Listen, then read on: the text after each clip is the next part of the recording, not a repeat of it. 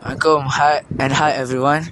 Today we are here in Kuala Terengganu at the most iconic structure, drawbridge.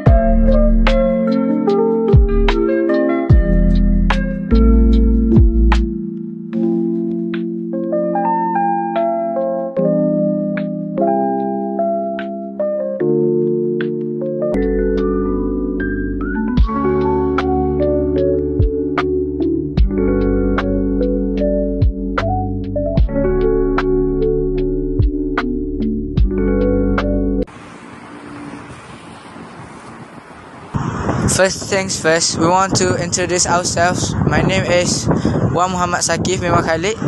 Muhammad Ismail Imran. Muhammad bin Ahmad Fahmi. We are from SPP Integrasi Batu Rakit, and we are going to tell you why Drawbridge is the best place to be visited. Terengganu Drawbridge is the first bicycle bridge in Malaysia and Southeast Asia.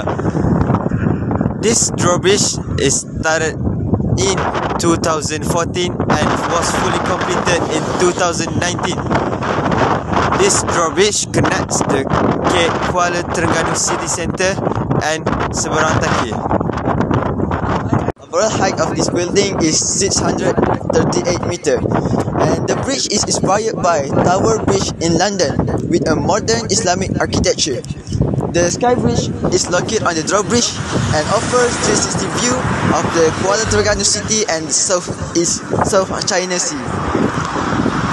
Drawbridge can be raised in 20 minutes for large ships to pass through the Terengganu River.